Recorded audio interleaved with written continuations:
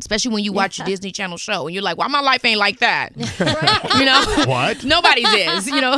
The Mercedes-Benz Interview Lounge. Keke Palmer, come on in here. Yay!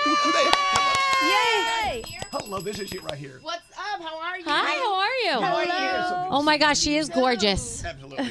Wow. By the way, when you walk past Danielle, she does the sniff test. Yeah, you smell good. Oh my gosh! Now, I'm glad I put my perfume on. I think it's kind of creepy when guests come in and the first thing we talk about is the way they smell. But also, smelling is a good, Smelling it's a good great is the way. test. It's a Yeah, first can you test. keep an eye on Kiki's microphone level? Make sure you're good. Yes. Hey. Welcome to the show. And Thank as you you for know, having me. when you put a book out, you got to get up early in the morning. Oh my gosh, boy! Do you have the last couple of days, 4 a.m. It's been no joke. Welcome to our hell. It's been no joke. This is why we look like this. Anyway, so Gandhi, our co-host, is in she's in Columbus, so she's doing the show there. Froggy's in Jacksonville up there. Danielle's here, and I'm Elvis, your host. How's your espresso? It's fabulous. I do appreciate this. Obviously, 4 a.m. So Honey. this is needed. Mama needs fuel, you know what I'm saying? What made you? You don't have to. You don't have to. Okay. No, the hair's looking perfect. Thank you. Headphones ruin great hair. What made you, Keke, decide to do a book? I mean, it's a very general, easy question, but No. What's your story? So I did my first book when I was 21. I think it was kind of like, it's called I Don't Belong to You. It was really about the realization that you starting to understand that I'm never going to really get life. You know what I mean? I think at 18, you're assuming, because everybody's like, you're grown, that something's going to click, and it didn't happen. And so I think I was like living with that, and I wrote that first book, and it was about realizing that I don't belong to other people's ideas of me. And so I think this is kind of like an evolution of what those beginning theories or themes were in my life, and now it's about mastering and controlling how I feel about those ever-changing waves in my life. Do you ever look back at your first book and go, wow, that was me then, and I'm definitely not there now. I'm not thinking that way, and I have grown since then. I think, yes, especially my ideas around the things that I was talking about back then. I think that's evolved. My understanding of it has. You have perspective with time. You're not going to ever really see things for as they are, I think, until you get away from them. And so when I look at all that's happened in those 10 years and how it's informed my experiences, I'm not the same person. I'm much clearer, Well, so what? You're 31 years old. Honey, I am 30 years older than you, and I'm not going to tell you, right? Good. Oh my gosh. Come on now, really? 30 years older? I'll explain this bad mustache in a second. No, but at 31, and I'm a 61-year-old. Oh, she doesn't know anything yet. But you know what? This is the journey of life. The things you grow and learn, the good, the bad, and God knows we've all had all of it. Yeah, and I talk about it. I agree with you. I think life is going to keep on teaching you more and more and more. Like what I thought at 21 changed from what I think at 31, and it's going to keep on going 41, 51, et cetera, et cetera. But I want to remember myself the way that I know me. And I think that's also a part of why I've started to love writing books like this, is because I get to tell my own story. The subtitle is Master of Me, but it's the secret to controlling your narrative. And I think that's so important in life because so many people try to tell you who you are. Well, now I have 2 books on the top of my stack, my mountain of books.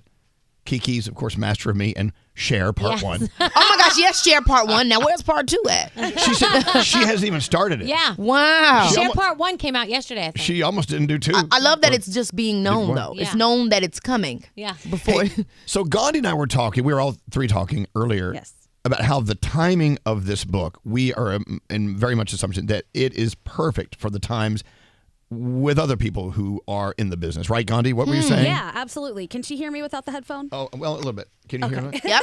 I can hear you now. Don't mess with the hair. Don't mess with the hair. What up, G? The hair is incredible. Thank you. No, I know that so much has been going on, and you've been in Hollywood. Growing up on its own is crazy. Growing up in Hollywood has to be crazier. And now we're getting all of these stories coming out where people are finally stepping forward and saying, hey, here's what I saw and here's what I am not okay with. In that context, what have you learned? I think the biggest thing I've learned or I realized, and maybe this is just my reframing, but is that we all, the industry is so sensationalized. Being a child entertainer is so sensationalized. It's a unique experience. I'm not going to, doubt that. But I do think a lot of us were parentalized children. Especially those of us that grew up in an inner city community or, not with a lot of money. We had to get out and do it our own way and handle, kind of like lose our innocence to a certain degree. And so a big part of what I talk about in the book when I do share my stories, it's not just to say, hey, this is my life, but it's to show the similarities of what we're all experiencing, trying to make it, losing our innocence, the necessary losses that come with growing up. So even though mines were in the backdrop of entertainment, I really always try to pull it down and ground myself. Is that these are the themes we all experience in life. You're not going to get your childhood back, and there is no perfect childhood. There's always some stuff that you wish you could have did, especially when you watch your Disney Channel show and you're like, why my life ain't like that? What? Nobody's is, Right. Nobody's Do you is. think that you have been able to figure out a way to still navigate Hollywood and maintain your innocence and still be a kid? Like, do you have advice for little kitty stars right now? I don't. My honest answer would be the innocence will be lost. It will be lost. Innocence is lost in responsibility, and I think it's a necessary loss. I think you should try to, pace it out, right? Because you don't want to be overwhelmed. You don't want to take on too much. But sometimes that's what life hands you, and so I think I deal more in not feeling bad around that. It is what it is. I think acceptance is so important. We can sit and we can dwell and we can say, well, I wish I had it more like this. I wish I had it like that. But overall, I am grateful for the discipline, the responsibilities, the things that I learned having the childhood that I had. And I don't think it, I wouldn't change it, and I don't think it can change. Whether you are Keke Palmer, LeBron James, Kobe Bryant, sports, doing anything that you're going to be focused on and putting your all into is going to require you to be responsible and for you to take on things you otherwise wouldn't. And there is a loss of innocence for a child in that. Keke, are you at the age where you finally can look back and say, and look at the most awful train wreck moments of your life and go, you know what? I didn't like it, but I needed that. Yes. And you know what? And it's hard to do that because you never want to put yourself through that or any other. You don't want anyone to live through that, but you did, and you got out through the other side. Yeah, I've had so many situations like that, personal and professional. Mm-hmm. It's like, you call it like a situational accelerator, where the situation... Say that slowly. It's a situational accelerator. I got this from you Boots say it Riley. So fast, sensational. Situational accelerator. Okay. So it's like, the situation literally accelerates you. Without it, otherwise, you maybe wouldn't have be at the place you are of understanding or perspective or whatever it is. And so, yeah, I feel like for me in my life, I've had so many moments where the situation has accelerated me to seeing things in a different way, having to lean into it. I'm big on leaning and surrendering into it because that's the only way that you get through it. And it's cliche when we say that, but it really is true because I had to be honest with myself. If I'm not honest with myself in these situations, then there's no way for me to overcome them. Denial is your enemy. Yeah. It really is. It really is. I grew up in a house of denial. We would just, that's awful that happened. Let's have lunch. No, seriously. And you get nowhere. You do not grow with that. Yeah, but it's mentality. tough. It's tough. The emotions piece is tough. I feel like we beat ourselves up so much as human beings for having emotions. But it's like that is the experience. We kind of have to have them. That's the experience. To feel sad, to feel happy. If we wasn't, we'd just be like some floating thing that don't feel nothing. We're all loving the roller coaster. Right, we got to. We got to. Do you want a straight train track or do you want a roller coaster? I prefer the roller coaster. I'm here for the waves. Because we learn. Yeah, and now you worked for Universal. You worked for Disney. So if you had to pick one, do you have a preference? Say That's Disney. A really good question. Say it right now. I will be honest. I love working for Disney. I really did love working for them because I love what their brand stands for. I like the stories that they tell, whether it's Pixar, whether it's Walt, all the different aspects of it. I think they're a great storytelling business overall. And then if I could say who I liked working with just technically, I don't know. I guess that they would be the best one because I've worked at every different version of Disney. I worked for when I did GMA. I've hosted for them for Disney Plus. I did Disney Channel. I did, what is the one we did with Lightyear? So, I think I liked working with Disney. You know what I mean? But I liked working with Universal as well. It was a good, enjoyable time. But Disney is fun. Hey, and I'm stealing this from. So when I read this from the other day.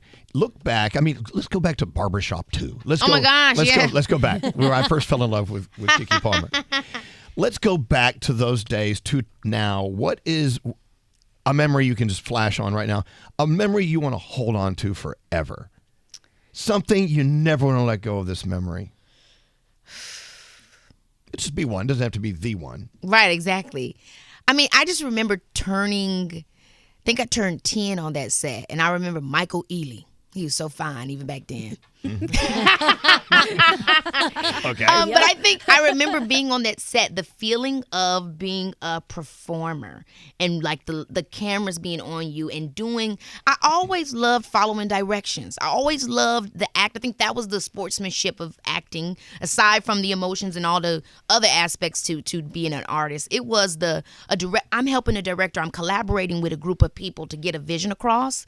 And when I first discovered that, that I could be used in that way for a bigger picture, that's what I fell in love with. So at 10 years old, it wasn't playtime anymore. You saw there was something else going on as a young girl. I did, and I couldn't articulate it, but like even as early as being in the church, I talk about this in the book, like seeing my mom perform, I wouldn't have been able to articulate it, but I knew that there was a chain reaction from her singing and what the audience felt. And us in the congregation, that being something that brought people together. That's what I wanted to be a part of. And I think artistry was an entry point, and it still is an entry point for me to get to that. Keke, have you ever done stage work? Have you ever done Broadway? Yeah, I did. I did Cinderella. Did you find some satisfaction in that? I found a ton of satisfaction. Because they're there. Yes. I mean, if they don't like you, you kind of feel it. Yeah. You know what I'm saying? Wow. So it's on. It's on. That Game immediate gratification of that audience watching you watching them, you performing, and nonstop. There's no cut. You know what I mean? It's just action, and you go until the show is over. Right. And it was an amazing experience that I realized for me was.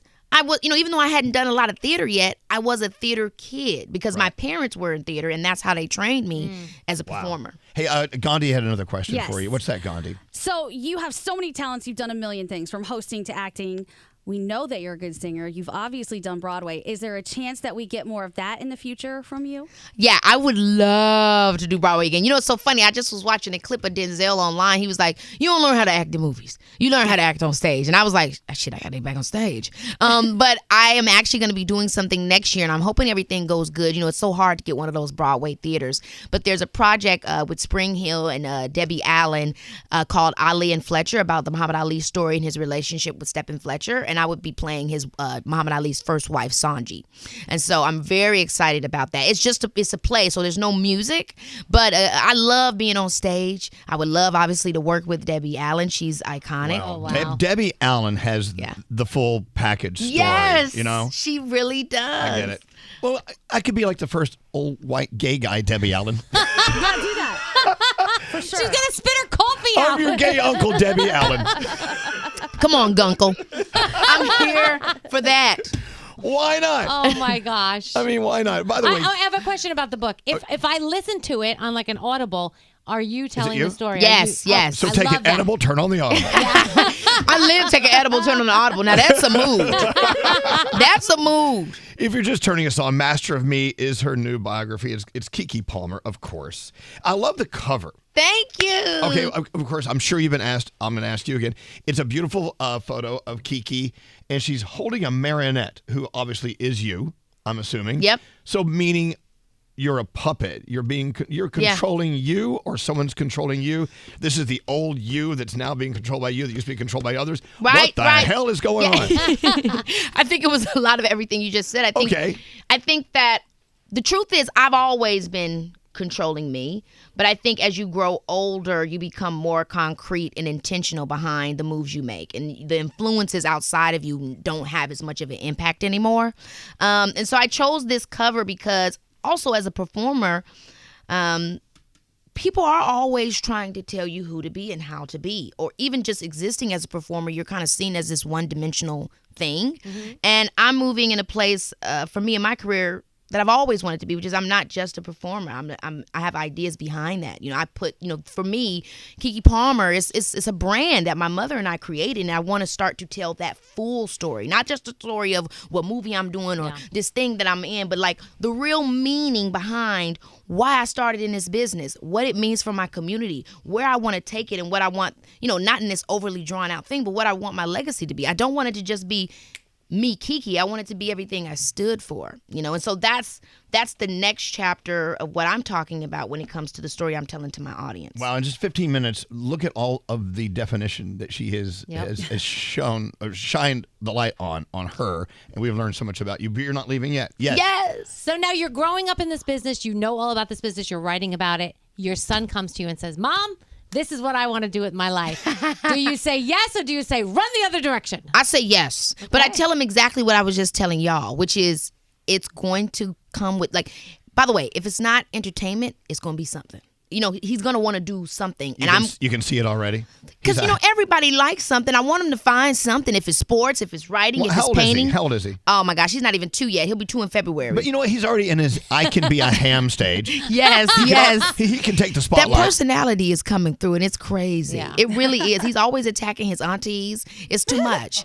But, yeah, I would just tell him that what my parents told me is that you start something, you finish it. You know what I mean? Mm-hmm. I think that's tough sometimes, but I think it's so important. And even though it was tough for me in moments, I'm really happy that I stuck through my thing, which was performing. And I've learned so much about myself through staying committed into that. So that's why I would let him know is that if you're going to start something, you need to finish it. And I'm going to make sure you finish it. So if it's soccer, if it's acting, and we commit to doing it, son, then that's going to be the thing until we realize, maybe, finish it all the way to the end. If you still don't want to do it, then cool.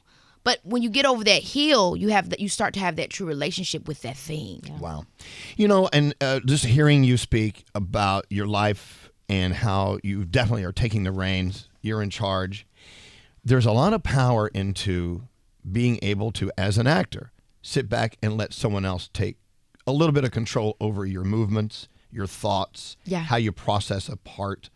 Yes. In a story. Absolutely. So you have to really trust yourself to be able to let someone. It's like I have to go in for brain surgery. I have to know I got to give up.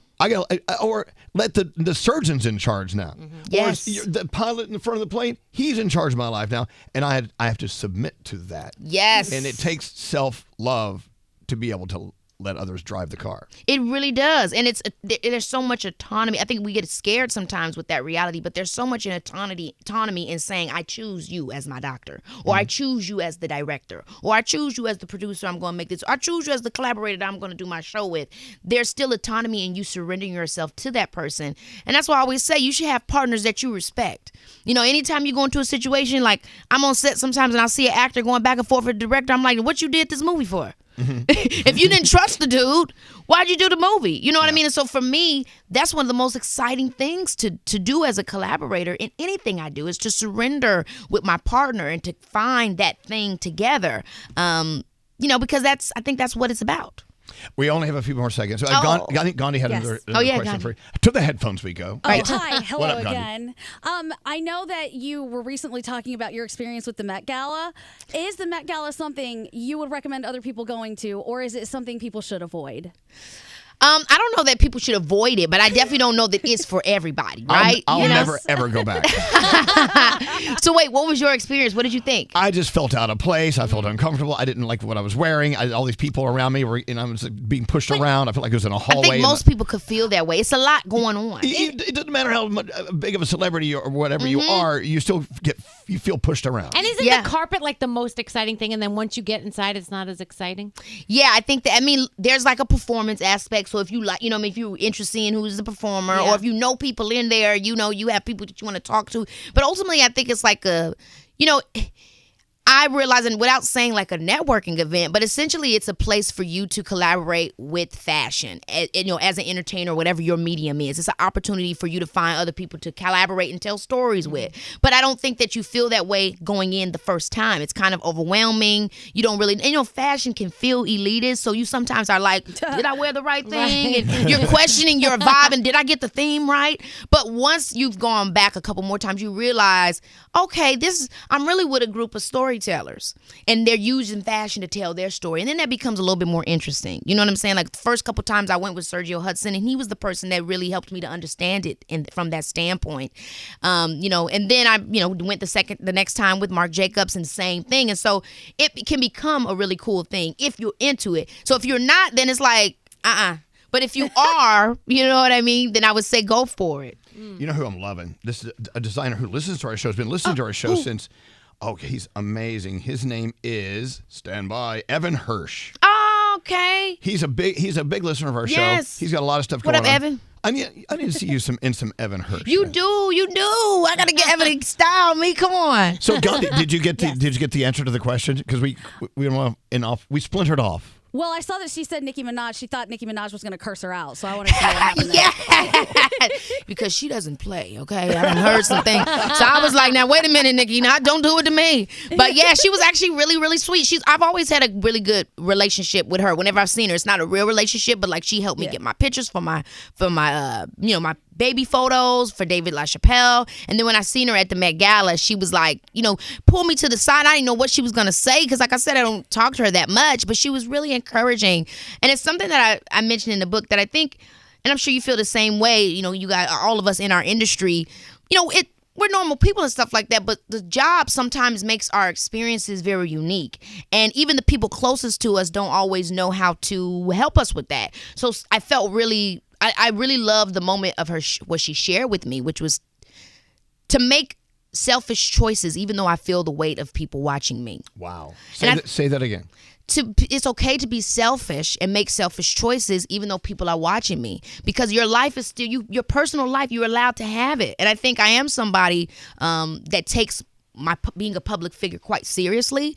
And so at that time when she said that, it was very encouraging to me, because it's like, every choice I make and everything I do don't have to be for the world. Keke, it's okay if it's just for me. This can apply to people who are not in public eye. I mean, anyone and everyone, no matter what you're doing in life, you can make selfish choices. You can and you should, because no one will make those selfish choices for you. Hey, so there's someone here who wants to meet you.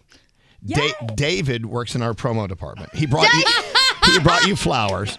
Oh my God, David! Don't mess up the hair. Don't mess up the makeup. There's hugging going on. Sweet. He brought you some flowers. This is so sweet.